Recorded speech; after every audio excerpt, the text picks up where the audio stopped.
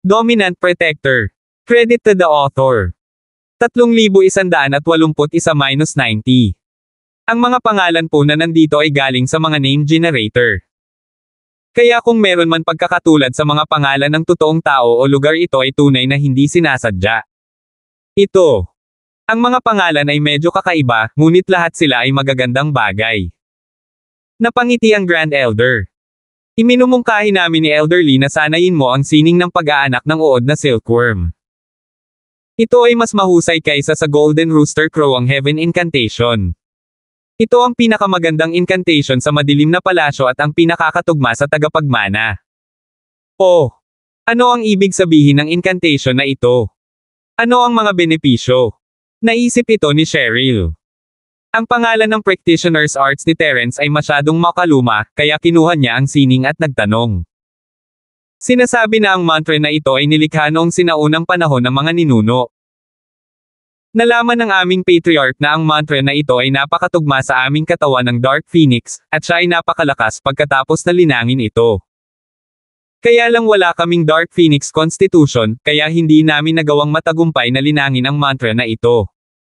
Paliwanag ng Grand Elder. Pwede ba si Chloe? Sino yun? Napakurap si Cheryl. Si Chloe ay asawa ni Emperor Jason noong sinaunang panahon. Si Emperor Jason ay may 4 na babae at 10 babae. Si Chloe ang kanyang unang asawa. Paliwanag ni Grand Elder. Si Chloe ang asawa ni Jason. Namula ang mukha ng panganay na binibini ng walang anumang babala. Medyo mahiyain siya at medyo sweet. Dahil dito natulala ang Grand Elder at Elder Lee. Palace Master, ano ang nangyayari? Si Cheryl naman ay marunong makipag-ugnayan. Ang sining ng practitioner ni Terence ay tinawag na sining ng Dragon Mastery, at siya ay tinawag na sining ng Phoenix ng uod. Ang Jason at ang Silkworm, Dragon at Phoenix, lahat ay magkatugma sa isa't isa. Hindi ba't nangangahulugan iyon na sila ni Terence ay nagsusulatan sa isa't isa? Sa pag-iisip nito, naging mahiyain ang batang si Miss. Si Chloe ang unang asawa ni Jason. Saka paano naman ako? Oo, ito ay dapat. Hinalikan na niya ito noon, kaya ibig sabihin ay nag-iibigan sila. Nagsimulang ipaalam ng batang si Miss ang kanyang mga iniisip. Palace Master, anong problema? Sa wakas ay hindi napigilan ni Elder Lee ang magtanong. Arg! Wala lang. Siyempre, hindi masabi ni Cheryl ang iniisip niya. She shook her head. I'll cultivate this silkworm exorcising phoenix art. Medyo maganda at may magandang pangalan. Mabuti naman. Ang Grand Elder ay medyo nalilito rin. Si Cheryl ay nagsasabi lang na ang pangalan ay kakaiba, at ngayon ito ay maganda. Gayunpaman, hindi gustong malaman ng Grand Elder ang tungkol sa mga bagay na ito. Sapat na para kay Cheryl ang pagsasanay nitong mataas na kalidad na sining. Cheryl, hindi pa namin nilinang ang mantra na ito noon, kaya kailangan mong malaman ito sa iyong sarili. Kung mayroon kang hindi maintindihan, maaari mong hanapin ito upang pag-usapan natin ito ng magkasama. Sige, nakuha ko na. Bumalik sa normal si Cheryl at tumango. Kung ganoon ay babalik muna kami ni Kuya Lee. Matagumpay mong natanggap ang mana. Ito ay mahalagang balita. Ipapaalam ko sa mga alagad ng sekta at magdiwang. Sabi ng Grand Elder. Sige. Tumayo si Cheryl at pinaalis ang Grand Elder at Elder. Bumalik siya sa kanyang upuan at ngumiti ng matamis habang tinitignan ang sining ng unang silkworm na nag-exercise kay Phoenix sa kanyang kamay. Bagamat umalis siya at wala sa tabi ni Terence pansamantala, naniniwala ang Miss na sa susunod na pagbalik niya, magagawa niya maging napakalakas at maging katulong ni Terence. Sa pag-iisip na iyon, binuksan ni Cheryl ang sining ng unang silkworm, Exorcist Phoenix, at sinimulang basahin ang awit. Sining ng unang silkworm na nagpapaalis sa Phoenix, ito ay isang linya ng malalaking salita, at sa ibaba ng mga salita ay ang pangunahing teksto ng pamamaraan ng paglilinang ng isip. Ang unang yugto ay ang Mayfly Heavenly Silkworm. Ang mga mortal ay parang langgam. Paano nila mababago ang dakilang daw at makokontrol ang mga karaniwang tao? Kumunat ang noo ni Cheryl sa paraan ng pagiging maingay ng Practitioner's Arts, ngunit ipinagpatuloy pa rin niya ang pagbabasa. Ang unang yugto ng sining ay nahahati sa tatlong antas: maaga, gitna, at huli. Siyempre, walang malinaw na hangganan, at walang anumang hadlang sa pagitan ng mga antas. Ang kailangan lang gawin ng isa ay ang patuloy na mag-aral at magsanay, at maaabot ng isa ang malaking bilog ng unang yugto. Pagkatapos ng unang hakbang, naroon pa rin ang pangalawa at pangatlo. Ngunit hindi sila nilingan ni Cheryl. Para sa kanya, ang unang hakbang ang pinakamahalaga. Noon pa man ay gusto niya maging isang practitioner noong siya ay nasa karaniwang mundo, at ngayong nagkaroon siya ng pagkakataon, hindi siya nagpahinga at nagsimulang magtanim araw at gabi. Ang paglilinang ay hindi alam ang oras. Sa isang kisap mata, si Cheryl ay gumugol ng kalahating buwan sa madilim na hanay ng bundok Phoenix. Marahil ito ay dahil ang hanay ng Dark Phoenix Mountain ay may kasaganaan ng chi, at ito ay angkop para sa katawan ni Cheryl, at siya ay isang tagapagmana, kaya ang kanyang bilis ng paglilinang ay 1,000 milya sa isang araw. Hindi madaling linangin ang sining ng unang silkworm na nagpapalayas ng Phoenix, ngunit kamangha-mangha ang pagpupersage ni Miss. Hindi siya natutulog at naglilinang araw-araw, at nagkaroon siya ng ilang tiyaga ni Terence noong una siyang nagsimula sa landas ng paglilinang. Ang makadiyos na bilis at masipag na ugali ang nagpahalaga sa Grand Elder kay Cheryl. Nakita niya si Cheryl bilang pag-asa ng kanyang sekta sa napakaikling panahon, nagawa ni Cheryl na magmadali mula sa isang normal na tao patungo sa Golden Class Late Phase Peak. Ang mga tagapagmana na matagumpay na nakatanggap ng mana ay walang anumang antas ng mga hadlang, kaya ang paglilinang ni Cheryl ay hindi lamang mabilis, ngunit wala ring mga hadlang. Hanggat nakapasok siya sa susunod na antas, madali niyang maaabot ang Sky Class. Gayunpaman, ang Dark Phoenix Arts ng Dark Palace ay hindi ganoon kadaling matutunan. Kahit na si Cheryl ay isa ng Golden Class Late Phase Peak Master, natigil pa rin siya sa unang antas ng sining, hindi nakapasok sa ikalawang antas. Dahil dito, bumagal din ang bilis ng cultivation ni Cheryl. Ang bilis kung saan ang unang level ay naabsorb at binago ang chi ng mundo ay hindi sapat para sa dami ng chi na kailangan niya masira mula sa Golden Class Late Phase Peak hanggang sa Mystic Early Phase, kaya pinili niyang magpahinga muna. Mula nang magsimulang magtanim si Cheryl, sa wakas ay nakontrol na niya ang Dark Palace. Ang Grand Elder ay hindi na nakialam sa mga bagay ni Cheryl, at si Cheryl ay maaaring magsimulang makipag-usap sa labas ng mundo ayon sa gusto niya. Ang unang bagay na gustong gawin ni Cheryl pagkatapos niyang matapos ang kanyang pagsasanay ay ang tawagan ang kanyang pamilya. Kung sino ang unang tatawagan, hindi man lang niya inisip bago siya tumawag sa villa. Sa katunayan, gusto ni Cheryl na tawagan si Pablo at tanungin kung kumusta ang kanyang ina, si Wendy, ngunit nang kunin niya ang telepono, hindi niya maiwasang i-dial ang numero ng villa. Kung noon, sasandal na sana si Miss kay Yasi at naisip na tumawag siya sa villa dahil na-miss niya si Yasi, pero ngayon, sigurado na si Miss sa nararamdaman niya. Sigurado siyang tinatawagan niya si Terence. 3,182. Bagamat nagsasanay siya araw at gabi sa madilim na palasyo, at kung minsan ay nanghihinayang siya sa hindi pag-unawa sa kanyang nararamdaman kanina nang bumalik siya sa totoong mundo, sinasabi lang iyon kapag naghiwalay na sila, matutuwa pa rin siya. Kung hindi dahil sa paghihiwalay na ito, hindi niya maiintindihan ang nararamdaman niya. Ilang beses tumunog ang telepono, ngunit walang sumasagot. Maya-maya, naging automatic na sagot. Kumusta? Ito ang tahanan ng super cute na henyo na si Propeta Spy Yasi 007. Kung nais mong mag-iwan ng mensahe para kay Yasi, mangyaring pindutin ang isa. Kung nais mong mag-iwan ng mensahe para sa Shield Bro, mangyaring pindutin ang dalawa. Kung nais mong mag-iwan ng mensahe para kay Cheryl Sis, mangyaring mag-hang up. Siya ay nasa isang mahabang paglalakbay. Path. Halos matawa si Cheryl nang marinig ang huling pangungusap. Alam niya ang mga unang pangungusap ng automatikong sagot dahil nasa bahay niya ito. Ang huling pangungusap ay halatang binago ni Yasi.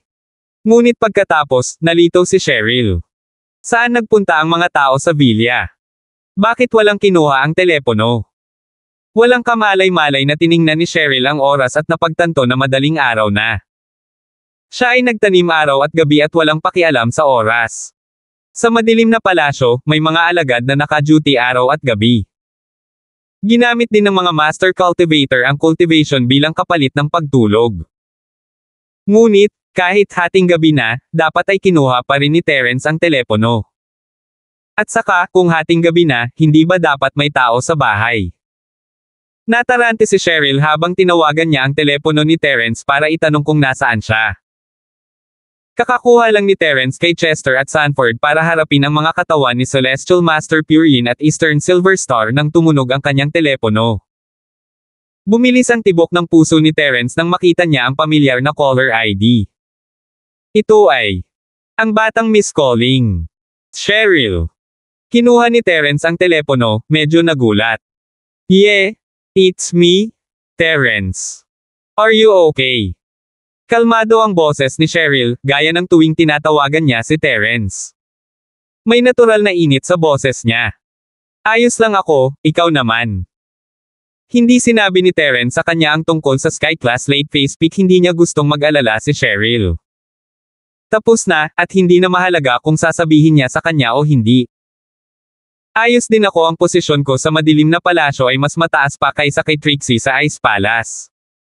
Wala na talagang pakialam sa akin ang Grand Elder ngayon, kaya medyo malaya na ako. Bahagyang nagmamalaki si Cheryl habang nagsasalita, parang hindi siya ang pinakawalang kwenta pagkatapos ng lahat. At least, isa siya sa mga mas magaling sa mga babae ni Terence. Mabuti naman. Tumango si Terence. Ito ang pinaka-inaalala niya, kung ligtas at maayos si Cheryl sa madilim na palasyo, hindi na niya kailangang mag-alala pa. Nagsimula ka na sa paglilinang, di ba? Kamusta ang pag-unlad? It's pretty good. Ang cultivation method na nililinang ko ay tinatawag na Art of the First Silkworm Exercising Phoenix. Ito ay may kakaibang reputasyon. Ito ay katulad ng kultibadong formula ng cultivation method mo. Pareho silang kakaiba. Hindi binanggit ni Cheryl ang koneksyon ng dalawa. Naniniwala siya na sa katalinuhan ni Terence, magiging madali para sa kanya na i-connecta ang mga tuldok. Magpaparamdam din sana si Miss ngayon. Ang sining ng unang silkworm na nagpapaalis sa Phoenix. Napakurap si Terence. Alam niya kung sino ang kaya ni Chloe, siya ang asawa ni Emperor Jason, at ang pangalan ng Practitioner's Arts ni Cheryl ay halos kapareho ng sa kanya. Hindi naniniwala si Terence na hindi ito napansin ni Cheryl. Naramdaman niyang may ipinahihiwatig si Miss, kaya napangiti siya. Oo, ito ay katulad ng aking heart cultivation chant. Siguro ito ay bahagi ng parehong heart cultivation chant, at maaari pa itong dual cultivation. Pumunta ka sa impyerno. Namula ang Miss, nagtapat siya ng kanyang nararamdaman kay Terence, ngunit ito ay isang pagtatapat lamang, at hindi na sila nagsama pagkatapos noon. Nagkaroon sila ng ilang flirtatious moments sa buhay nila noon, pero hindi pa talaga sila in a relationship, kaya medyo nahihiya pa rin siya at hindi sanay sa panunukso ni Terence. Sinasabi ko lang, I'm a golden class late phase peak ngayon, halos kapareho ng una mong punta sa Starfield. Oh, ang bilis naman. Tanong ni Terence, nagulat. Ayos lang. Tama, nasaan si Yasi? Sabi ni Miss na ikinatuwa niya sa sarili. Bakit hindi mo kinuha ang phone ngayon? Nako, may ginagawa kami kanina sa bakuran ng Villa. Wala kami sa Villa. Malabong sabi ni Terence. Ikaw. Kasama si Yasi. Sa bakuran ng Villa sa kalagitnaan ng gabi. Terence, hindi ka nakipag-**x kay Yasi, di ba? Tanong ni Cheryl, kakaiba ang tono niya. Og. Natigilan si Terence, hindi alam kung tatawa o iiyak. Gayunpaman, hindi masisisi si Cheryl sa pagiging kaina-hinala. Ang tono ni Terence ay talagang kaina-hinala. Ngumiti siya at nagtanong, Cheryl, nagseselos ka ba? Ano ang dapat pagselosan? Kung ikaw ay, patay ka na.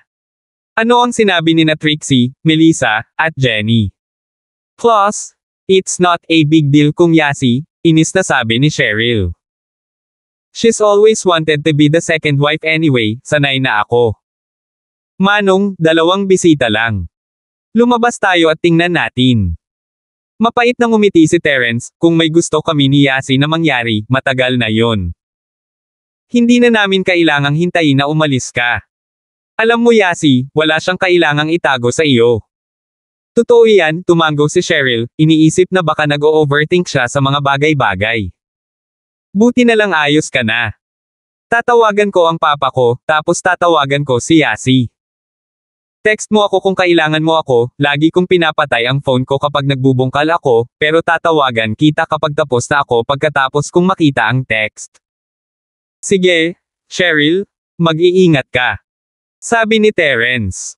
Sige, ayos lang ako dito, huwag kang mag-alala.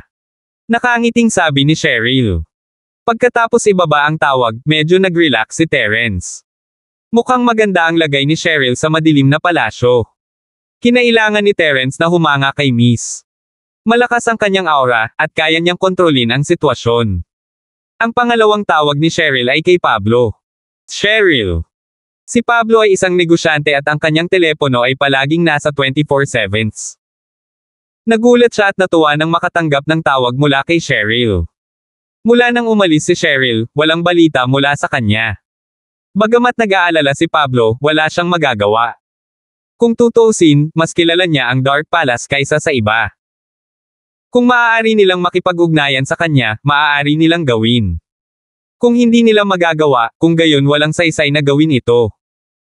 Matapos ang napakaraming taon, walang balita tungkol kay Wendy.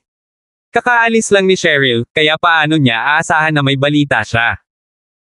Inihanda ni Pablo na hindi na muling makita ang kanyang anak sa loob ng 10 taon. Gayunpaman, hindi niya inaasahan na tatawagan siya ng kanyang anak pagkatapos lamang ng kalahating buwan. 3,183.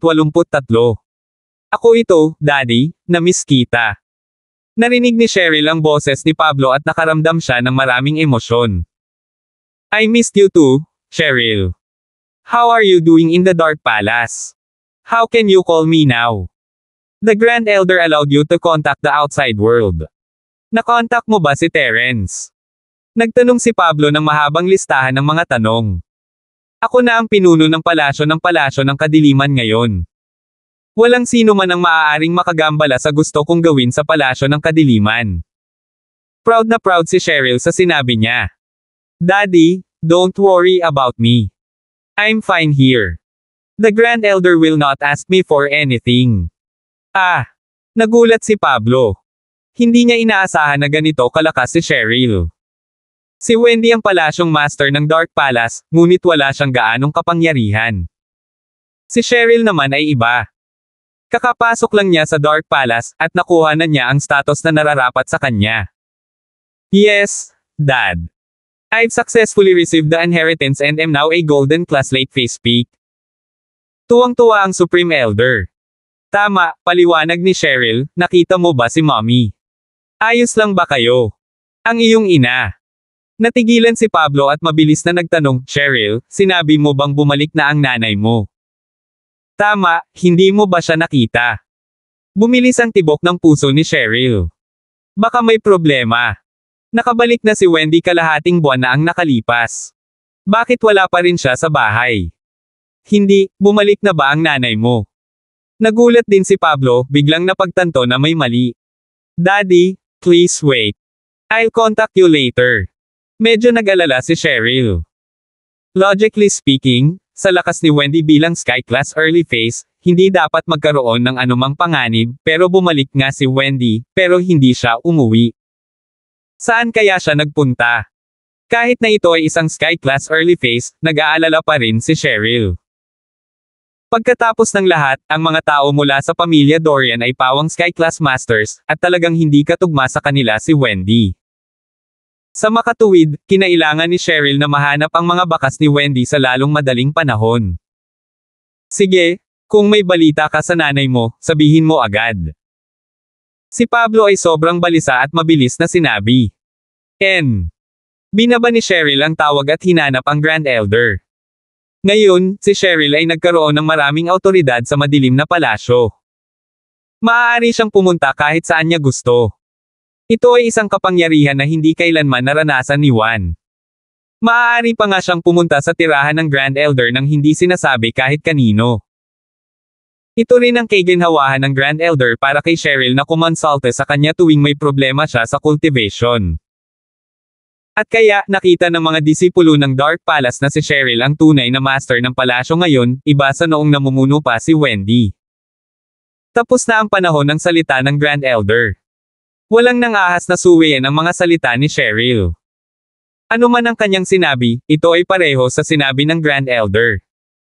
Ito ay awtoridad. Pagbati, Palace Master. Ang mga alipin ng Grand Elder ay dating napakalakas at hindi man lang nag-abala kay Wendy, ngunit kay Cheryl, sila ay lubos na gumagalang. Alam nila na hindi magdadalawang isip ang Grand Elder kung gusto ni Cheryl na patayin sila. Cheryl, nandito ka na. Lumabas din ang Grand Elder para salubungin sila. Napangiti siya nang makita si Cheryl, lalo siyang natuwa nang tumingin ito sa kanya. Yes, Grand Elder. Kakatawag ko lang sa tatay ko. Sabi niya, hindi daw bumalik ang nanay ko sa Eastern City. Hindi ba siya sinamahan ng mga tao natin? Diretsong tanong ni Cheryl. Ano? Hindi bumalik si Wanner. Imposible, sinamahan siya ng mga tao namin hanggang sa kumpanya ni Pablo bago umalis. Paanong hindi sila makakabalik? Nagulat ang Grand Elder at nagtanong sa kakaibang tono. All the way to the company. Tapos sabi ng tatay ko hindi daw niya nakita. Bumilis ang tibok ng puso ni Cheryl. May nangyari ba talaga? Cheryl, huwag kang mag-alala. Tatawagan ko kaagad ang Dark Shadow Group. May mga tao pa rin tayo sa Eastern City, lalo na pagkabalik ni Wendy. Hiniling ko kay Elderly na magpadala ng mas maraming tao. Wala silang iniulat na kahit anong masamang balita, ibig sabihin ay ayos lang si Juan. Habang nagsasalita ang Grand Elder, tinawag niya si Elderly. Nabawi ni Elderly ang kontrol sa Dark Shadow Group dahil kay Cheryl, at ang kanyang kapangyarihan sa madilim na palasyo ay nasa tuktok nito. Nang dumating si Elderly, ipinaliwanag sa kanya ng Grand Elder ang sitwasyon ni Wendy, pagkatapos ay sinabi, Elderly, pumunta at tanungin ang mga miyembro ng Dark Shadow Group sa Eastern City kung nasaan si Wendy. Sige, pupunta ako at magtatanong ngayon. Dahil doon, pumunta si Elderly para tumawag. Makalipas ang halos 10 minuto, bumalik siya na may kakaibang ekspresyon sa kanyang mukha. Sinabi niya kay Cheryl at sa Grand Elder, Supreme Elder, Palace Master, sinabi ng mga tao mula sa Dark Shadow Group na si Elder Ye ay kasalukuyang nanunuluyan sa isang hotel sa tapat ng mga industriya ng Pablo. Nagstay siya sa hotel mula noong dumating siya sa lungsod ng Stonegate. Lumalabas siya paminsan-minsan sa lugar ni Pablo, ngunit hindi siya babalik sa gabi. Babalik pa rin siya. You're staying in a near. So, my mom didn't meet my dad. Kapag umuwi siya ng gabi, nasa labas lang siya. Naramdaman din ni Cheryl na medyo kakaiba ito. Oo, ngunit hindi tayo makasigurado pagkatapos ng lahat, ang grupo ng Anino ay hindi maaaring maging masyadong malapit, at si Elder Ye ay isang Sky Class Master malalaman nila kung sila ay masyadong malapit. Sabi ni Elderly. Kung gayon, mayroon ka bang anumang paraan upang makontak ang aking ina? Tanong ni Cheryl. Oo, ngunit kailangan mong hilingin sa grupo ng Dark Shadow na pumunta sa silid ng hotel upang hanapin siya dahil hindi dala ni Kuya ang kanyang mobile phone o iba pang gamit sa komunikasyon. Biglang may naisip si Elderly, may isa pang paraan. Mahahanap natin ang numero sa kanyang silid sa hotel at direktang tumawag sa kanya. Kung gayon, gawin natin ang pangalawang pamamaraan. Elderly, pumunta at tingnan mo ito ngayon. Utos ni Cheryl. Sige, tatanungin ko sila ngayon. Tumango si Elderly at sinabi. Maya-maya, bumalik si Elderly at inabot ang isang set ng mga papel na may nakalagay na numero ng telepono kay Wendy. Pagkatapos ay sinabi niya, Palace Master, ito ang telepono sa silid ni Elder. Nakahinga ng maluwag si Cheryl at tumango. Kinuha niya ang phone at lumabas ng kwarto. Tinawag niya ang kanyang ina, Wendy. Hindi rin sumunod ang Grand Elder at Elderly, ayaw nilang mag-eavesdrop sa privacy ni Cheryl. Mabilis na sinagot ang tawag. Inisip ni Wendy na ito ay isang service call mula sa hotel, dahil inireserba niya ang kanyang 3 pagkain sa restaurant ng hotel araw-araw, kaya hindi niya ito masyadong inisip at direktang sinabi, Hello, pwede ko bang malaman kung sino ang hinahanap mo? 3,184. Nay! Sumakit ang puso ni Cheryl nang marinig niya ang boses. Hindi niya maintindihan kung bakit magtatago ang kanyang ina sa hotel at hindi makikipagkita sa kanyang ama. Cheryl. Natigilan si Wendy saglit. Hindi niya akalain na tatawagin siya ni Cheryl sa kanyang silid sa hotel. Gayunpaman, pagkatapos ng ilang sandali ng pagkabigla, naunawaan niya. Ang Dark Shadow Group ng Dark Palace ay nasa malapit na nanunood sa kanya, kaya hindi nakakagulat na makuha ni Cheryl ang numero dito. Nakuha mo ang number ko mula sa Dark Shadow Group. Tiningnan lang ni Elderly at ibinigay sa akin. Sabi ni Cheryl. Cheryl, napakasaya ni Mommy. Mukhang naitatag mo na talaga ang sarili mo sa madilim na gabi na palasyo at nakuha mo pa ang kapangyarihan ng Palasyo Master. Napabuntong hininga si Wendy. Siya ay nasa madilim na gabi na palasyo sa loob ng maraming taon, kaya paano siya maglalakas loob na tumawag sa bahay? Ngunit nang ahas si Cheryl, at hindi lang iyon, nabawi din ni Elderly ang kanyang kapangyarihan, at lahat ng ito ay malamang nadala ni Cheryl. Hindi masyadong maintindihan ni Wendy ang kanyang anak. Kahit na magkamukha sila, ang kanyang anak na babae ay mas malakas kaysa sa kanya. Mom, let's not talk about this. Why don't you meet with Dad? He really miss you. Tanong ni Cheryl. Cheryl. Sa puntong ito, natahimik si Wendy. Bumalik siya sa lungsod ng Stonegate, ngunit hindi agad nakipagkita kay Pablo dahil medyo nasasabik at nag-aalala siya. Matapos hindi makita si Pablo sa napakaraming taon, paanong hindi siya masasabik? Gayunpaman, ang kanyang pagbabalik ay ipinagpalit sa buhay ng kanyang anak na babae. Nawalan ng anak si Pablo kapalit ng asawa, kaya hindi nang ahas si Wendy na harapin si Pablo. Sa lahat ng mga taon na ito, hindi niya ginampanan ang kanyang mga responsibilidad at tungkulin bilang isang asawa, at si Pablo ay hindi nakahanap ng ibang babae, kahit isang manliligaw. Nakonsensya ka nitong si Juan. Pakiramdam niya ay may utang siya kay Pablo at hindi niya alam kung paano siya haharapin, kaya nagtago siya sa hotel at pinagmamasdan si Pablo sa dilim, hindi nangangahas na makilala siya. Mom, what's wrong? Meron ba kayong hindi masabi sa akin?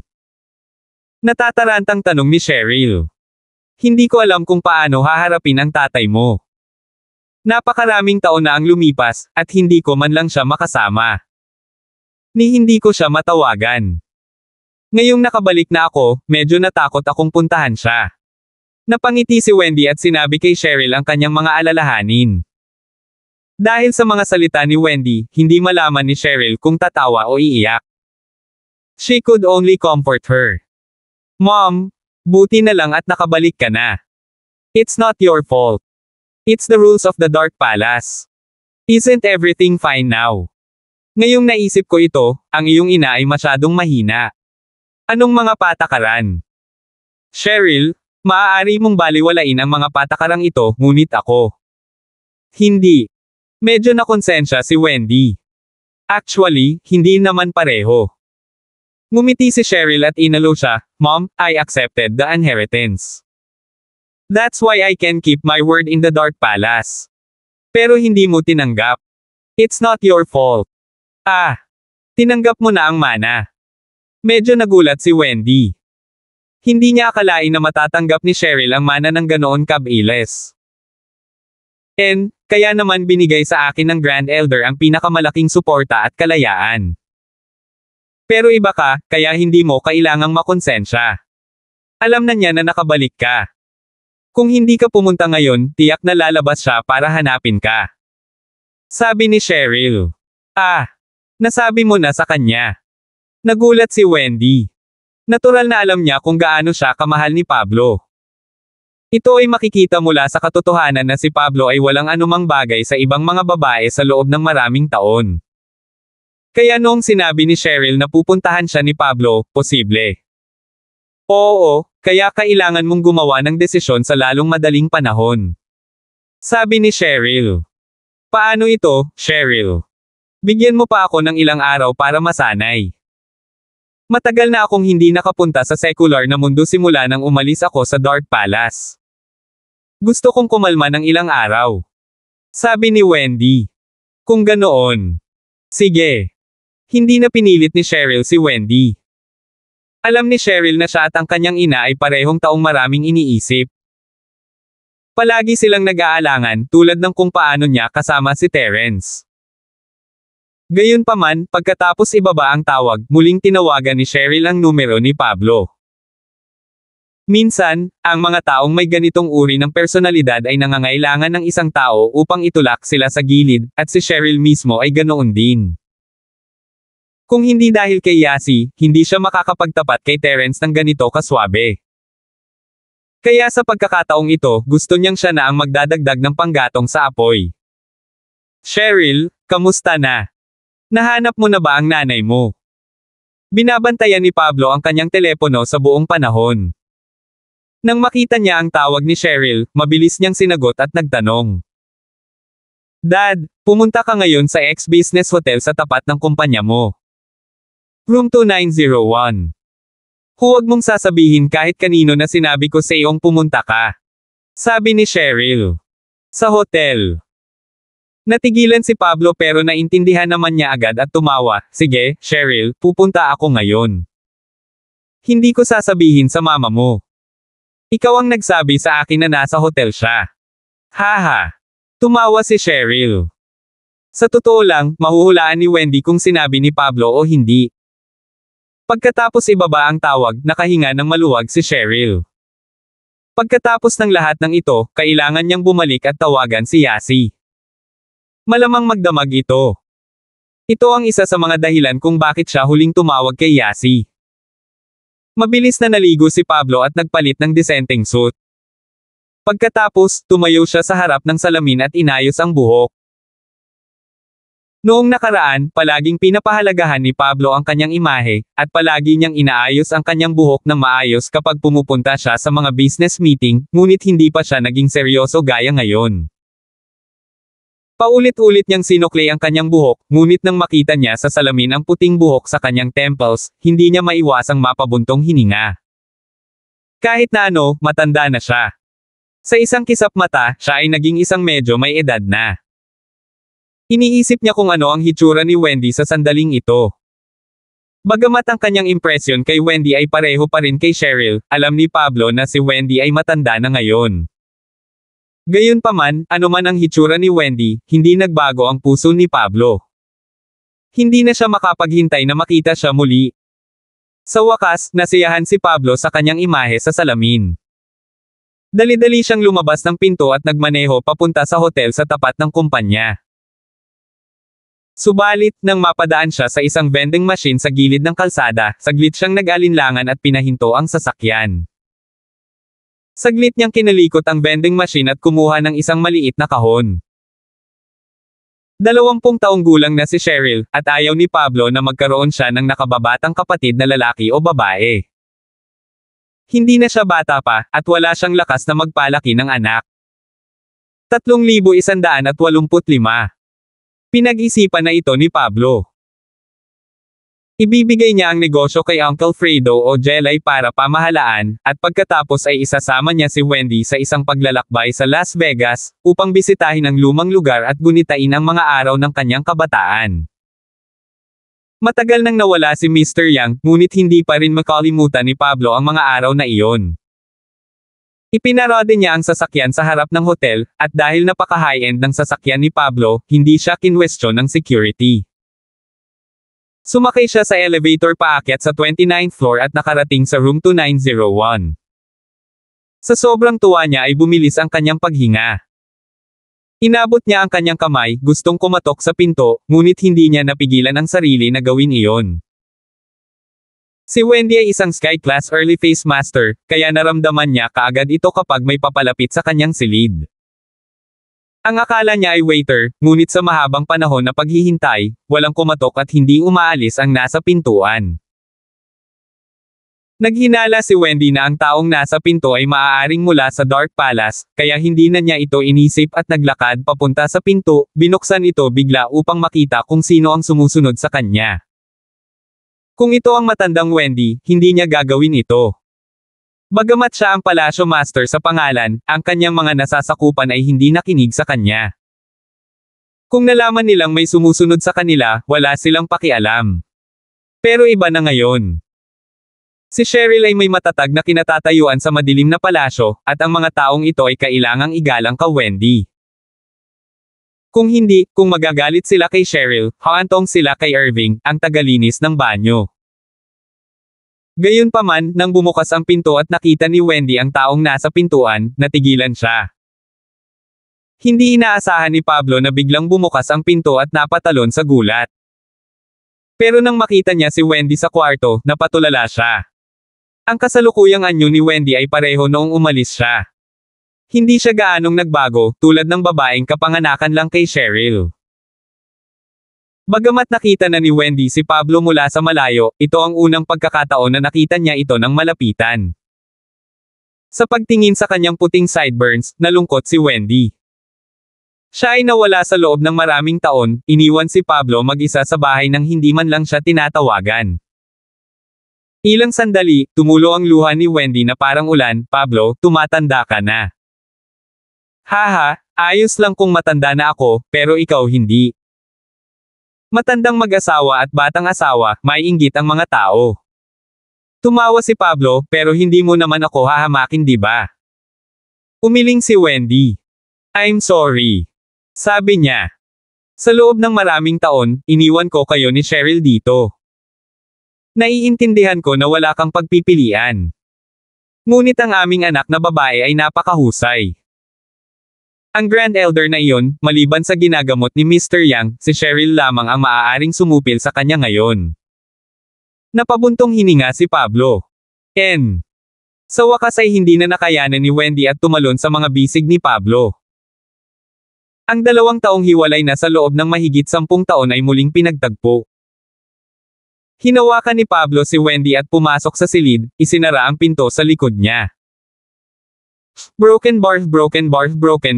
Amara ay lubhang nababagabag kamakailan. Ang dahilan ay ang pagtugis ni Orville ay lalong nagiging halata, at ang Amara ay parang walang magawa. Sa isang banda, si Orville ay isa sa mga pinakamahusay na eksperto sa paglutas ng krimen. Kasama niya sa team, nabawasan ng husto ang pressure ni Kanta Amara. Maraming mga kaso ang maaaring malutas sa isang tingin lamang mula kay Orville. Sa kabilang banda, napakababa ng sweldo ni Orville. Kapareho ito ng sweldo ng assistant police sa police force. Dahil dito, lubos na nasiyahan ang pulisya kay Orville. Sino ba naman ang hindi maghahangad ng mura at may kakayahang empleyado?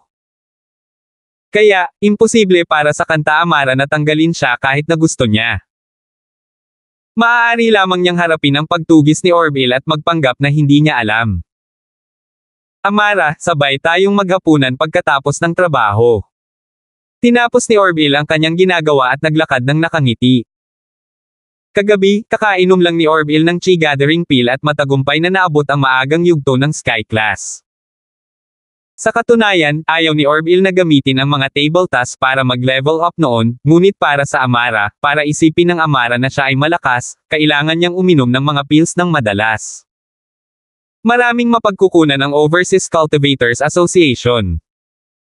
Si Orville ay isang pangunahing miyembro ng Overseas Cultivators Association, kaya marami siyang stock.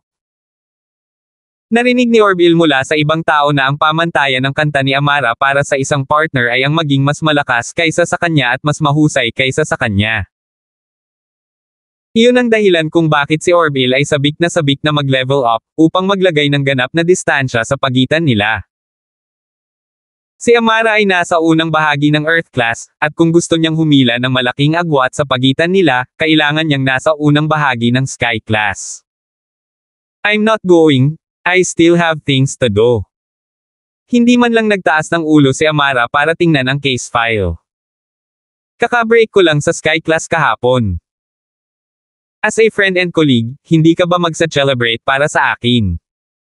Sabi ni Orville. Nakalusot ka. Tumigil si Amara, nagulat. Si Orville ay napakaraming beses nang sumubok kamakailan, at ngayon ay isang Sky Class. Hindi ba masyadong mabilis ang bilis na ito? Yeah. So, how about we celebrate? Nakangiting tanong ni Orville. May gagawin talaga ako ngayon. Let's check the time after we are done. Gayunpaman, hindi na gustong lumabas ng kanta Amara na mag-isa kasama si Orville. Nang makita niya ang layunin ni Orville, hindi na siya kumain ng mag-isa kasama niya. May tao na sa kanyang puso, at hindi na niya matanggap si Orville. I see. I'll wait for you then. May maitutulong ba ako sa iyo? Tanong ni Orville. Ang mga kasong ito ay nakatambak dati. Kamakailan, ang mga miyembro ng pamilya ng mga biktima ay dumating upang magtanong tungkol sa pag-unlad. Gusto kong muling ayusin ang mga kasong ito at tingnan kung mayroong anumang mga palatandaan. Kung wala kang ibang gagawin, ibibigay ko sa iyo ang kalahati, tingnan mo. Sabi ni Amara. Okay. Hindi nakaimik si Orville. Marami sa mga kasong ito na isinantabi sa nakaraan ay naroon sa loob ng ilang taon. Ngayon, mahirap kahit na makahanap ng isang close sa isa sa kanila, pabayaan ang napakaraming kaso. Gaano katagal bago ayusin ang mga pahiwatig at pahiwatig? Paano ito makukumpleto sa isang gabi? Gayunpaman, dahil sinabi ng Amara, walang magawa si Orville tungkol dito. Dahil makakasama niya ang Amara, wala siyang pakialam na gumawa pa ng trabaho. Sa pag-iisip na iyon, kinuha ni Orville ang ilang mga file at nagsimulang magbasa. Lumipas ang oras, at sa isang kisap mata, 7:00 na ng gabi. Nakita ni Orville ang kantang iyon na nakatingin pa rin si Amara sa mga file at hindi kumain. Sa wakas ay hindi na niya kinaya. Ibinaba niya ang mga file sa kanyang kamay at naglakad palapit. Amara, 7 na, kumain ka na. Bakit hindi muna tayo kumain at pagkatapos ay bumalik para basahin ang file? Hindi mo naman pwedeng laktawan ang pagkain sa trabaho, di ba? 3,186. Hindi ako pupunta. Mag-o-order lang ako ng takeaway. Sabi ni Amara. Amara, bakit lagi mo akong iniiwasan? Sa wakas ay tinanong ni Orville ang tanong na matagal na niyang pinipigilan. Palagi niyang sinisikap na mapanatili ang kanyang imahe sa harap ng Amara, at narinig niya ang tungkol sa kanyang mga pamantayan pagdating sa paghahanap ng kapareha. Pakiramdam niya ay akma siya sa pamantayan, kaya hindi niya maintindihan kung bakit hindi siya tinanggap ng kanta Amara. Siya at si Amara ay nasa parehong propesyon, at marami silang karaniwang paksang pag-uusapan. Pareho silang practitioner, at pareho sila ng mga sikreto. Siya ay mas malakas din kaysa kay Amara, at lahat ng iyon ay akma sa kanyang pamantayan para sa isang kapareha. Pero bakit paulit-ulit niya itong tinanggihan? Hindi inisip ni Orville na hindi siya sapat. Naramdaman niya na ang problema ay sa Amara, kaya sa wakas ay inipon niya ang kanyang lakas ng loob at gustong magtanong. Orville, ano ang gusto mong sabihin? Kumunat ang noo ni Amara. Alam niya na gusto siya ni Orville, ngunit ito ang unang pagkakataon na pinag-usapan nila ito ng bukas. Amara, gusto kong malaman kung bakit palagi mo akong tinatanggihan. Hindi mo ba naiintindihan ang iniisip ko? I like you. I'm staying here for you, malakas na sabi ni Orville. I think we're in the same profession and we're all cultivators. Narinig ko rin na ang criteria mo para sa isang partner ay dapat mas malakas ang lalaki kaysa sa iyo. Kontento na ako sa lahat ng ito. Hindi ko maintindihan kung bakit hindi ka na tumugon sa hinahabol ko. Orville, sigurado akong masasabi mo na iniiwasan ko ang tanong na ito simula nang malaman ko ang tungkol sa nararamdaman mo. Dapat mong maunawaan ang ibig kong sabihin. Hindi ko sinabi na malakas dahil magkaklase tayo, at sana umatras ka, pero hindi ko inaasahan na mas magiging matapang ka. Sabi ni Amara. Pero dahil nasabi mo na ito ng malakas, mas mabuting sabihin ko sa iyo na imposible sa pagitan natin. Bakit? Dapat may dahilan, di ba? Amara, dapat may dahilan ka para itakwil mo ako, di ba? I think we're a good match, wala namang masama doon. Si Orville ay lubhang hindi nagkakasundo at nalilito. Kung kailangan kong bigyan ka ng dahilan, ito ay ang pagkakaroon ng isang taong gusto ko. Tumingin si Amara kay Orville at mariing sinabi, gusto ko siya. Sapat na ba itong dahilan? Pero hindi ko pa siya nakita dati. Amara, nagsisinungaling ka ba sa akin? Hindi naniwala si Orville sa sinabi ng kanta ni Amara. Kung talagang may ganoong tao, matagal na akong nasa police force. Imposibleng hindi ko pa siya nakita, di ba? Siya ay napakabisi at maraming bagay na dapat gawin. Hindi ko siya inistorbo. Orville, hindi ko maitatanggi na napakahusay mo, ngunit sa isang patas na pananaw, siya ay mas mahusay kaysa sa iyo. Kaya, mangyaring bitawan mo ito. Ito ay para sa ikabubuti para sa ating lahat. Sabi ni Amara. Hindi ako naniniwala. Ako ay isang Sky Class Master, isang dalubhasa sa paglutas ng mga kaso, hindi sinasadyang sabi ni Orville. Paano siya magiging mas mahusay kaysa sa akin? Amara, huwag kang magsinungaling sa akin, walang ganoong tao, tama ba? I'm sorry. I have no need to lie to you. Nagkibit balikat si Amara. Orville, maniwala ka man o hindi, nag-e-exist talaga ang taong ito. Good. Amara, dahil sinabi mong mas malakas siya sa akin, hahamunin ko siya sa isang tunggalian. Gagamitin natin ang paraan ng lalaki para makita kung sino ang mas malakas. Kung mas malakas siya sa akin, aaminin ko ang pagkatalo ko. Pero kung hindi siya kasing galing ko, Amara, sana pag-isipan mo ulit. Sabi ni Orville. Orville, bakit ang tigas ng ulo mo? Walang magawa si Amara, ngunit ang mga aksyon ni Orville ay maginoo. Gusto niyang makipagkompetensya kay Terence, at nanalo siya, ngunit maaaring isaalang-alang siya ng Amara. Si Amara ay hindi makapagsalita ng anumang malupit. Sana mabigyan mo ako ng pagkakataong ito. Matigas na sabi ni Orville. I can't promise you that. Kung gusto mo talaga siyang i-challenge, I can find time to talk to him, but I can't guarantee if he will accept it or not. Sabi ni Amara. Sige, kung talagang mahusay siyang bayani tulad ng sinabi mo, tiyak na tatanggapin niya ang hamon ko at hindi magiging duwag. Alam ni Orville kung paano siya sunduin, at masasabi ni Amara kung ano ang iniisip niya. Napangiti na lang siya at hindi ito isinapuso. Sa katunayan, ang Amara mismo ay matagal nang hindi nakita si Terence, at na-miss niya ito ng husto.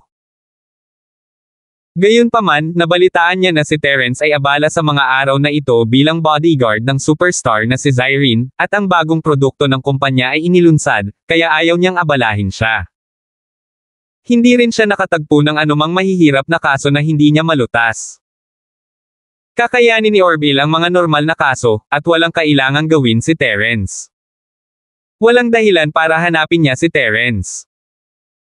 Isa itong pagkakataon gusto siyang hamanin ni Orville, at magagamit ito ni Amara para yayain si Terence na lumabas at makipagkita sa kanya. Ito rin ang dahilan kung bakit pumayag ang Amara na tulungan si Orville. Sasabihin ko sa kanya. Sabi ni Amara. Mabuti. Kung ganoon, hindi na kita guguluhin pa. Ibabalik ko ang file ng kaso para basahin. Kung handa kang manatili sa opisina, pagkatapos ay magpatuloy. Babalik muna ako. Matapos makamit ni Orville ang kanyang layunin, hindi na niya ito ginulo. Siya ay napakamalaya at madali. Tumango si Amara, nagulat. Matagal pa akong manunood. Sige, see you tomorrow. Hindi na nagsalita pa si Orville at lumabas ng opisina dala ang mga file ng kaso. Pagkaalis ni Orville, bumantong hininga si Amara at diniyal ang numero ni Terence. Amara. Dumampot si Terence, nagulat na matagal na siyang hindi na-contact ni Amara. May kaso pa bang hindi malutas? Hindi ko ginawa. Medyo napahiya si Amara sa mga sinabi ni Terence, pinatunog niya na parang walang kwenta siya, laging nagsosolve ng mga kaso. Ganito. Sa police station namin, hinahabol ako ng kasamahan. Mabilis niyang sabi. Mga kasamahan. Para ituloy ka. Oh. Napakurap si Terence, tumawag ka para lang sabihin ito sa akin. Tinanggihan ko siya at sinabi sa kanya na mayroon na akong isang taong gusto ko, ngunit gusto kanyang hamanin. Sabi ni Amara. Paf. Hindi alam ni Terence kung matatawa ba siya o maiiyak, practitioner ako, at Sky Class niyan hinahamon niya ako. Sa totoo lang. Isa rin siyang practitioner, isang Sky Class Master. Mapait na ngumiti si Amara. Ano? Sky Class Master ang kasamahan mo. Nanlaki ang mga mata ni Terence, talaga. Kailan pa nagkaroon ng maraming hidden talent ang police station? 3,187. Ganito. Hindi binanggit ni Amara si Josephine, siya talaga ay isang sikat na detective na bumalik mula sa ibang bansa. Pumunta siya sa police station namin at tumanggap lang ng sweldo bilang auxiliary police officer, pero nagtatrabaho siya bilang international detective. Masaya kaming lahat noong una, pero sino ang nakakaalam na ang layunin niya ay habulin ako? Isang Sky Class Master mula sa ibang bansa. Sky Class sa ibang bansa. Tanong ni Terence, nalilito. At itong Sky Class Master, nandito siya. Tama. Siya ay kabilang sa isang organisasyon na tinatawag na Overseas Cultivators Association. Ang pangalan niya ay Orb-il. Hindi ko alam kung narinig mo na siya. Sabi ni Amara. Orb-il. Kumurap si Terence, pamilyar talaga ang pangalang ito. Sinubukan niyang alalahanin kung sino ang taong ito, ngunit hindi nagtagal. Noon, nanood siya ng mga pelikula kasama si Cheryl at ang iba pa, at pumunta rin si Leandro. Sa sinehan, nakilala nila ang isang lalaking tinatawag na Orb-il, isang detective sa ibang bansa. Hindi masyadong masama ang impresyon ni Terence sa taong ito. Ang taong ito kaya ang antagonist. Oo, pero hindi siya masama. Bagamat nililigawan niya ako, hindi siya samobra, at wala siyang masamang intensyon. Sabi ni Amara, turuan mo lang siya ng tamang leksyon at hayaan siyang umatras. Ha, bakit ko naman siya tuturuan ng leksyon? Tanong ni Terence. Umirap si Amara, naiinis. Kung gayon papayag ako sa hiling niya.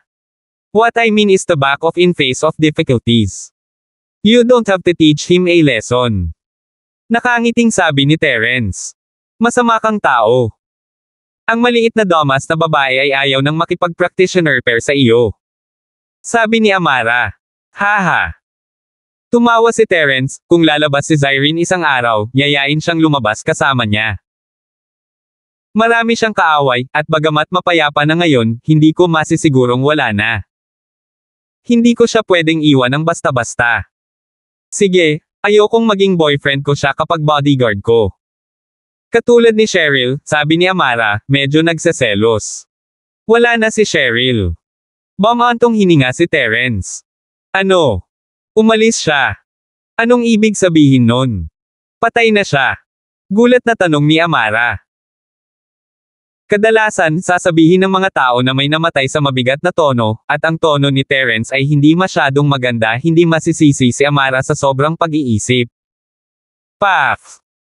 Hindi alam ni Terence kung tatawa o iiyak, hindi, pumunta siya sa isang sinaunang sekta at naging tagapagmana nito. I have to go. I'll tell you in detail kapag may time ako. Siya. Nagmana rin ba? Wala na rin. Sige, sabihin mo sa akin kapag may oras ka. Sabi ni Amara, nagulat. Pagkatapos, tawagan mo ako kapag lalabas ka. Sige, sabi niya. Tumango si Terence. Kinaumagahan, sinabi ng Amara kay Orb-il ang balita. Kung hindi, darating si Orb-il at guguluhin siya muli. Maaari rin niyang bigyan siya ng pangako at hayaan siyang maghintay. Pumayag siya. Ako. Hindi ko akalain na magiging bodyguard siya ng isang superstar. Ibig sabihin hindi naman masama ang lalaking ito, pero Sky Class na ako ngayon, ganun na ba siya ka-confident na matatalo ako? Sabi ni Orb-il sa sarili. Sinabi sa kanya ni Amara na si Terence ay bodyguard ni Zyrene. Busy siya nitong mga araw, kaya hindi siya pumunta para hanapin siya. Sa ganitong paraan, naniwala si Orb-il sa kanya. Kung tutuusin, kapag lumabas ang mga celebrity, kailangan silang sundan ng mga bodyguard around 24/7. Oo, pero mas mabuting wala kang pag-asa. Kahit na makapangyarihan ka, mas makapangyarihan siya. Nagbuhos si Amara ng isang balde ng malamig na tubig sa ulo ni Orb-il. It doesn't matter. I will prove myself. Si Orb-il, sa kabilang banda, ay puno ng kumpiyansa. Pagkatapos pumayag ni Terence, hindi na niya ginulo si Terence at dumiretso sa file ng kaso. Tumunog ang telepono ni Amara pagkaupo niya. Iyon ay hindi kilalang numero, kaya magalang niyang kinuha ito. "Hello, I'm Amara from the Stonegate Police Department." Ang kanyang mga tawag sa telepono ay maaaring mula sa mga biktima na, pamilya o iba pang matulunging mamamayan, kaya ayaw niyang makaligtaan ang alinman sa kanila. Kanta ng opisyal, "Hello, ako ang nanay ni Josephine, Martha Wang. Ibinigay sa akin ni Cheryl ang iyong numero at sinabihan akong direktang makipag-ugnayan sa iyo." Ang boses ni Mrs. Duran ay nanggaling sa telepono. Hello po Tita Wang, pwede po tawagin niyo lang akong Amara." Si Martha ay ina ni Josephine, kaya natural na hindi nang ahas na kumilos ng mayabang ang kanta Amara. Itinuring din niya si Martha bilang kanyang nakatatanda. "Haha, sige, Amara ang itatawag ko sa'yo." "O tama, Amara, nakarating na kami ng Tito Duran mo sa lungsod ng Stonegate. Magkikita kami ng pamangkin niya," sabi ni Mrs. Duran. Dumating ka na. Buti na lang, nasaan ka na? Sunduin kita." Nagulat at natuwa si Amara. Ang dahilan ni Orville sa pananatili sa lungsod ng Stonegate ay upang makita si Josiah. Ngayong narito na si Josiah, wala na siyang dahilan para manatili. Hindi na kailangan, may magtutulak sa atin pabalik. Sabihin mo sa amin ang lugar at doon tayo direktang pupunta. Si Mrs. Duran ay isang medyo makapangyarihang figure sa lambak, hindi mas masahol pa kay Cheryl sa madilim na palasyo. Siya ay may isang alagad na sumabay sa kanya kapag siya ay lumabas. Let's go to the home of Six Tastes Restaurant in Eastern City. Isa ito sa mga pinakasikat na restaurant sa Eastern City. Magpapareserbo ako. Paano kung magkita tayo doon mamaya? Inisip ni Amara na ang pamilya ni Josiah ay mula sa lungsod ng Sturfield, at marahil ito ang unang pagkakataon niya sa lungsod ng Stonegate. Kaya pumili siya ng masikat na restaurant. Sige, kung gayon ang tahanan ng anim ay panlasa, sabi ni Mrs. Duran habang lumingon sa driver. Hoy, buksan mo ang GPS at pumunta sa bahay ng anim na panlasa. Oo, Tita Wang. Mabilis na tumango ang alagad bilang tugon. Pagkatapos ibaba ang telepono, sinabi ng Amara kay Orville ang balita. Bagamat nais ni Orville na manatili sa lungsod ng Stonegate ng ilang sandali upang ituloy ang Amara, hindi niya nakalimutan ang kanyang tunay na layunin. Ang tunay niyang layunin sa pagbabalik sa pagkakataong ito ay hanapin ang kanyang pangalawang tiyuhin. Isa siyang anak na tao. Bagamat mahalaga ang mga pangunahing kaganapan sa kanyang buhay, mas mahalaga na matupad ang hiling ng kanyang ama. Kaya mabilis niyang sinabi, Amara, salamat. Aalis na ba tayo ngayon? Mag-impake ka na, pupunta tayo sa bahay ng anim na panlasa. Tumango si Amara. Hindi siya makatanggi na lumabas kasama si Orville ngayon. Gayunpaman, malinaw na itinapon ni Orville sa kanyang isipan ang pananibik na makapaglakbay ng may Amara. Ang iniisip niya ngayon ay masasabi niya sa kanyang ama ngayong nakilala na niya ang kanyang pangalawang tiyuhin na si Josiah. Ang kanyang ama ay maaaring pumunta sa lungsod ng Stonegate ngayon. Sa wakas ay oras na para bumalik siya sa kanyang pinagmulan. 3,188. Kaya naman, nag-impake silang dalawa at nagmaneho papunta sa bahay ng anim na panlasa. Sa pasukan ng bahay ng anim na panlasa, mayroong isang Grand Cherokee.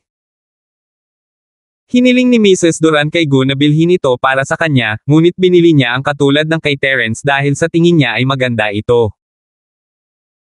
Ang lambak ng nyebe ay maraming pera, kaya natural, hindi nila sasaktan si Mrs. Duran sa maliit na bagay. Amara. Napanood na ni Mrs. Duran ang Amara noon at may impresyon sa kanya. Nakita niya ang isang magandang babae na naglalakad kasama ang isang binata na kamukha ni Josiah, malamang si Orville iyon. Sinundan ni Josiah ang kanyang ina palabas ng sasakyan. Walang naramdaman si Amara, ngunit si Orville sa tabi niya ay labis na nasasabik. Nang makita niya si Josiah, mabilis siyang tumakbo dahil nakita niya ang outline ng kanyang ama sa mukha ni Josiah. Ang taong ito ay ang kanyang pangalawang tiyuhin ng walang pag-aalinlangan, at ito ay nagparamdam kay Josiah ng natural na pakiramdam ng pagiging malapit. Pangalawa tiyuhin. Tumawag si Orville nang hindi malay. Ikaw. Dapat si Orville. Naging emosyonal din si Josiah. Ang kuya ko, ang tatay mo, okay lang ba siya? Pangalawa tiyuhin, malusog pa ang tatay ko, pero tumatanda na siya, at nagsisimula na niyang alalahanin ang bayang sinilangan niya at ikaw. Babalik lang sana ako sa Northern Land para hanapin siya, pero sa tulong ni Amara, natagpuan ko talaga siya. Ikalawang tiyuhin, sabi ni Orville, ano ang ginagawa mo ngayon? Narinig ko mula kay Amara na sikreto ito. Ito. Pumasok na tayo at mag-usap. Sumulyap si Josiah sa kanyang ina, hindi alam kung paano sasagot. Tama, pangalawa tito, pangalawa tita. Tingnan mo nga, nakalimutan kong nasa entrance tayo ng restaurant. Pasok ka na. Si Orville ay gumawa ng kilos ng paanyaya, medyo napahiya. Ang tahanan ng 6 na panlasa ay isa sa pinakasikat na mga restaurant sa lungsod ng Eastern Sea. Bagaman ito ay malaki, walang mga pribadong silid. Ang mga bisita lamang na may mga VIP card ang maaaring magpareserba. Ang mga ordinaryong tao ay hindi makapagpareserba at makapaghintay lamang. Ang maganda ay si Amara ay mula sa pamilya ng kanta, isang malaking pamilya sa karaniwang mundo. Hindi naging mahirap kumuha ng membership card.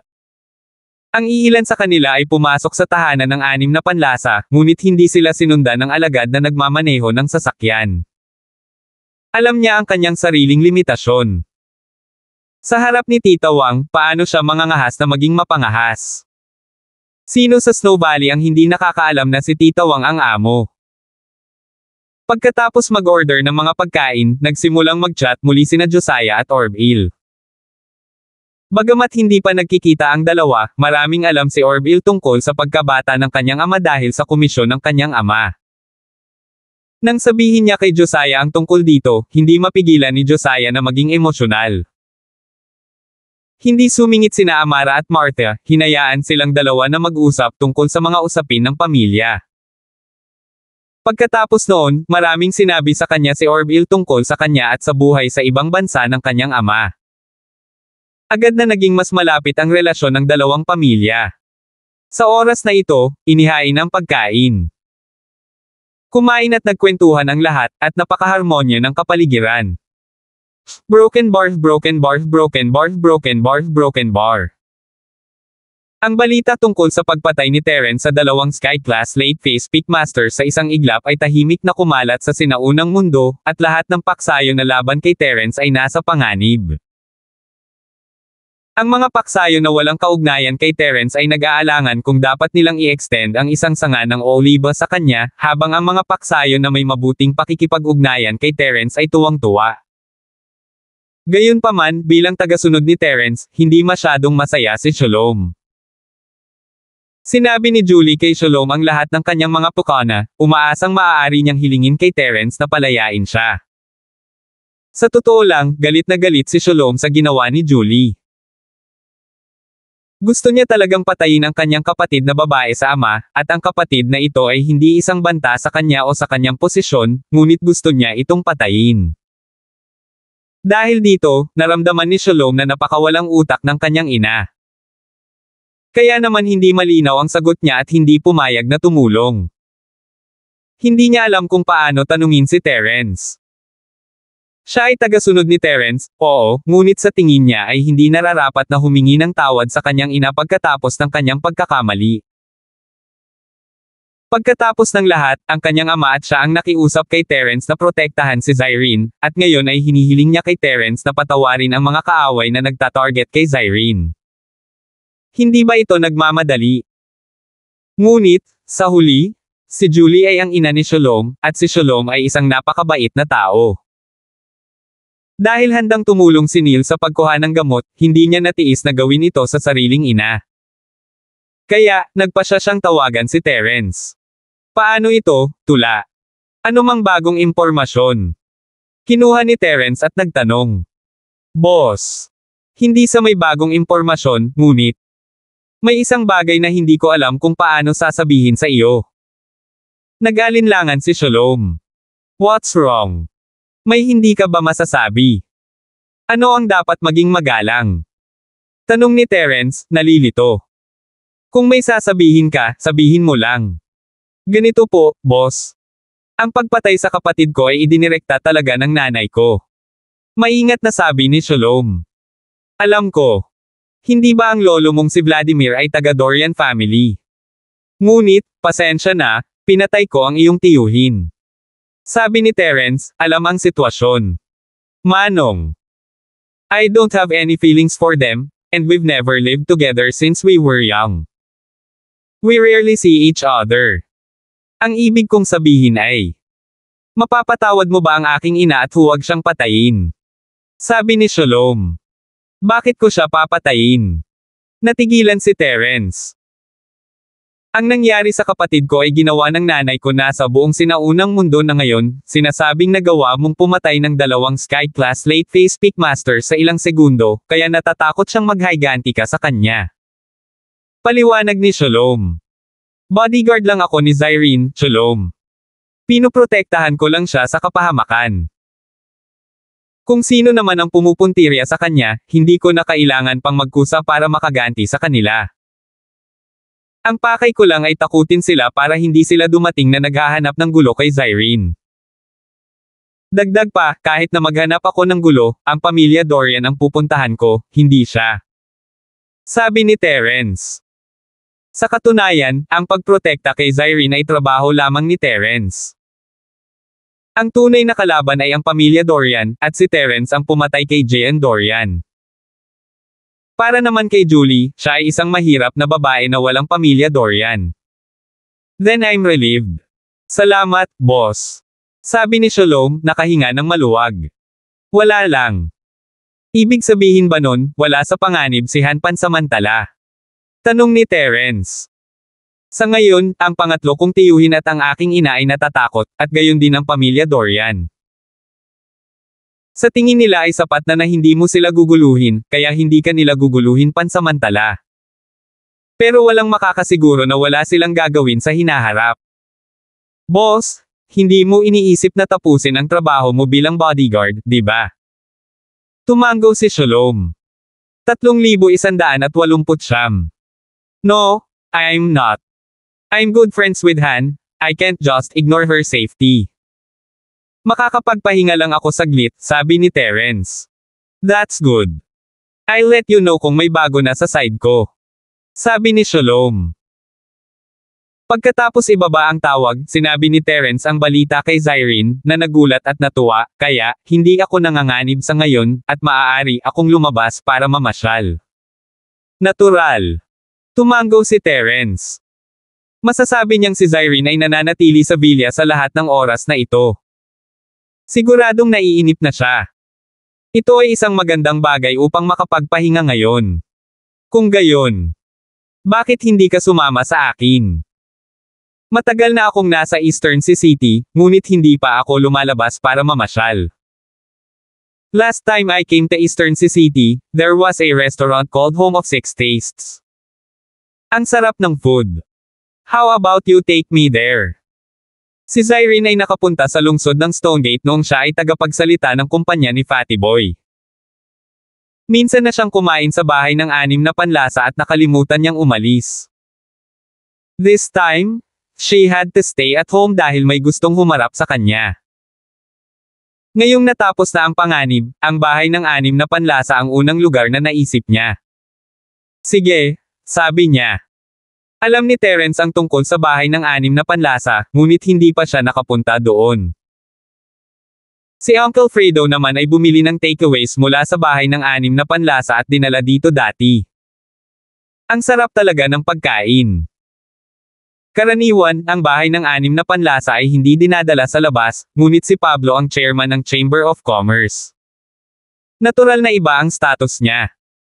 Ang bahay ng 6 na panlasa ay isang negosyo sa lungsod ng Stonegate. Gaano man karaming mga panuntunan ang mayroon, hindi sila maaaring maging hindi nababaluktot. Gayunpaman, narinig ni Terence na may mahabang pila sa bahay ng 6 na panlasa, at hindi sila makapagpareserba ng maaga. Halos tanghali na, at kailangan nilang pumila kung pupunta sila sa ganitong oras. Walang choice si Terence kundi tawagan si Jepoy at hilingin sa kanya na magpareserba para sa kanila. Matapos ang pagbagsak ng Hidden House Hale, ang Hidden House Han ay naging pinakamalaking pamilya sa lungsod ng Eastern Sea, pangalawa sa wala. Sa makatuwid, ang kapangyarihan ng pamilyang Han sa lungsod ng Eastern Sea ay napakalakas, at hindi malaking bagay para sa kanila ang magkaroon ng lugar sa 6 na panlasa. Napakabilis, tumawag pabalik si Jepoy at sinabi kay Terence ang numero ng hapagkainan. Sa bahay ng 6 na panlasa, mayroong 2 mesa na nakatuon sa mga bisitang VIP kung sakaling may emergency. Ang 2 mesa na ito ay hindi magagamit kahit gaano pa karami ang tao, ngunit espesyal na ibinigay para sa mga bisitang VIP. Siyempre, may limitasyon sa bilang ng mga VIP card na ibinigay ng tahanan ng 6 na panlasa. Sapat na ang 2 mesa, at napakabihirang maging kumpleto ang mga upuan. Ngunit ngayon, ang may-ari ng bahay ng 6 na panlasa ay nagkaroon ng malaking sakit ng ulo. Madaling araw, 2 VIP table ang nakareserba. Kung may ibang VIP table na dumating, wala nang mauupuan.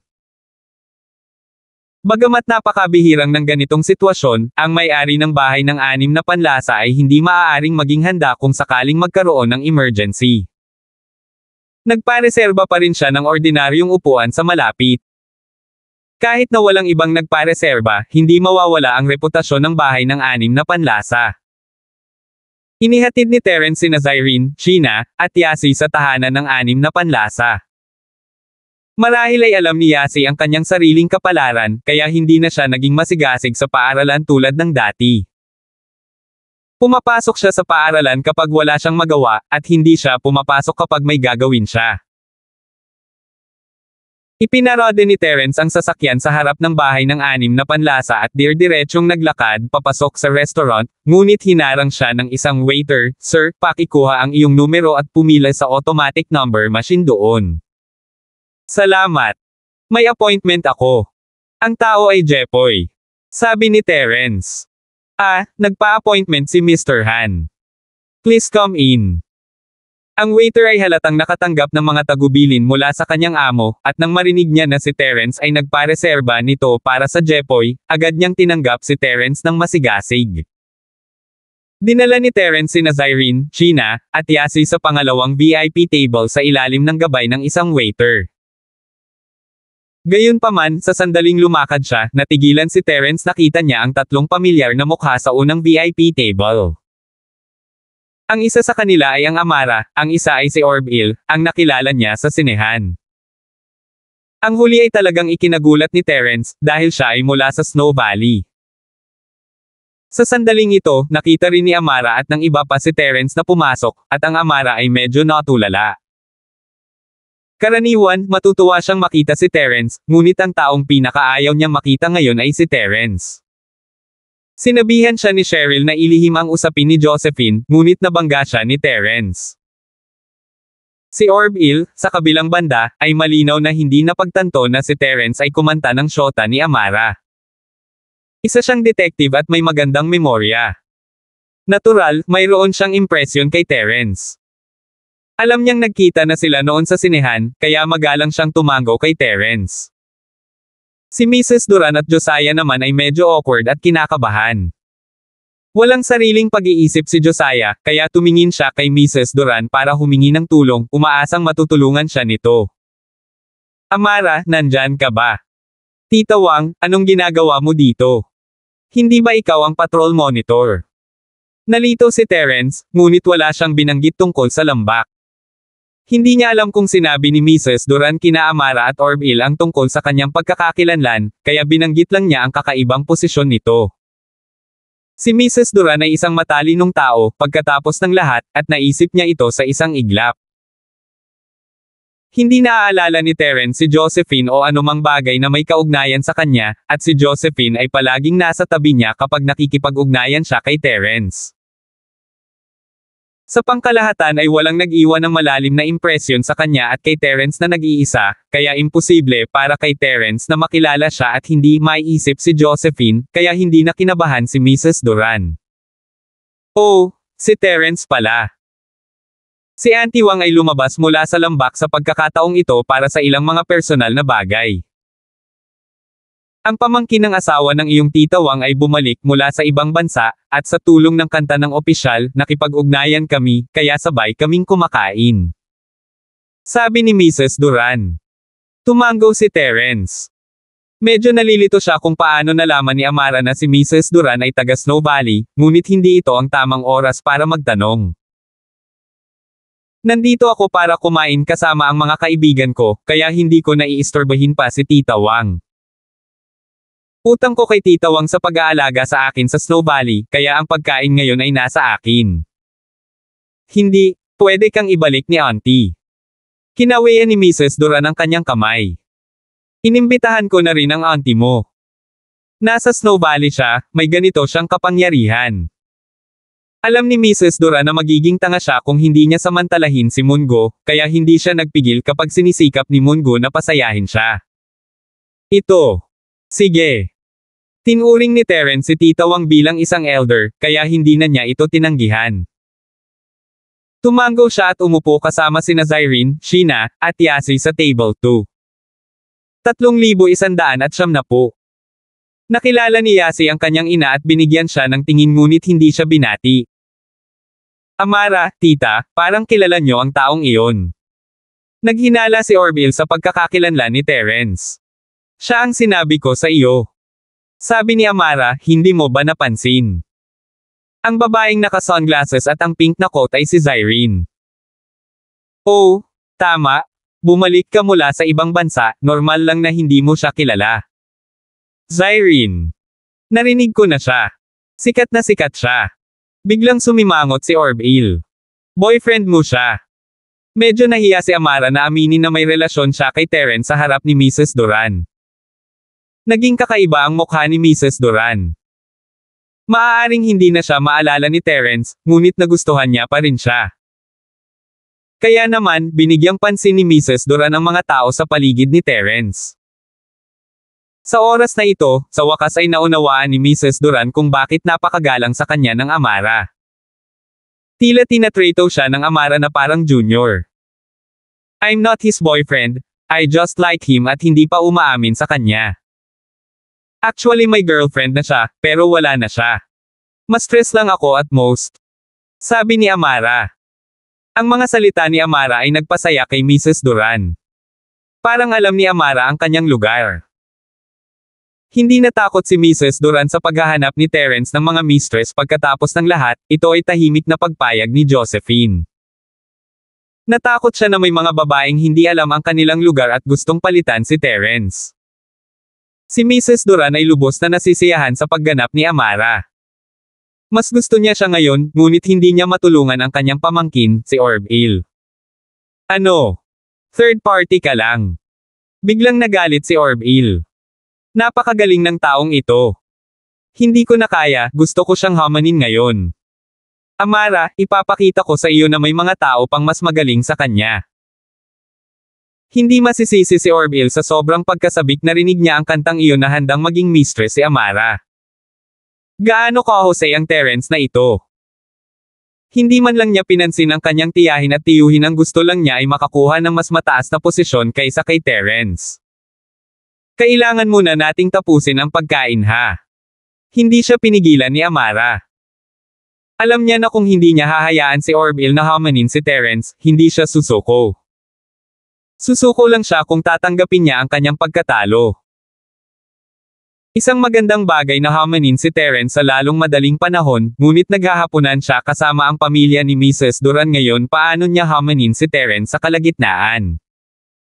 Paumanhin, pangalawang tiyuhin, pangalawang tita, nawala ang aking katinoan. Nagising si Orville sa mga salita ni Amara at agad na nakaramdam ng hiya. Naalala lang niya na nakikipagkita pala siya sa kanyang pamilya. Bakit kailangan niyang pumunta at hamanin sila habang kumakain? Okay lang. Bagamat ngayon pa lang kita nakilala, gusto kong sabihin na may mga bagay na nasa tadhana. Kung hindi tayo nakatadhana na magkasama, walang silbi na pilitin. Sabi ni Mrs. Duran kay Orville. Natigilan si Orville. Tumingin siya sa kanta Amara at sumakit ang puso niya. Nanumpa siya sa kanyang puso na patunayan niya na siya ay mas malakas kaysa kay Terence. Hindi nagpatuloy si Orville sa paksang ito.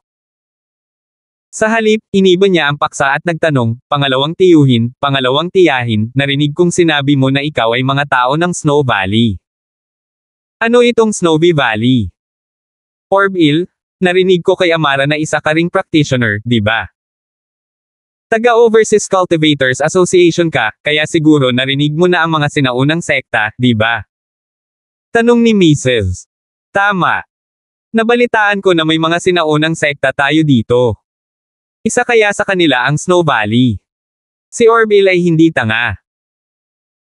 Bagamat hindi niya alam kung anong mga sinaunang sekta ang nasa paligid ng lugar, dahil sinabi iyon ni Nanay Duran, malamang na ito ay ang Snow Valley. Oo, anak, ako ng iyong pangalawang tiyuhin at ako. Ako ang nakatatanda sa Snow Valley. Maaari akong ituring na tagapangalaga ng bahay ng Snow Valley. Karaniwang nandoon ako sa iyong tito Duran upang samahan ang iyong pinsan. Sabi ni Mrs. Duran. Ganun ba? Hindi ba ibig sabihin nun ay hindi ka makakaalis sa Snowy Valley kung gusto mo? Medyo nadismaya si Orville.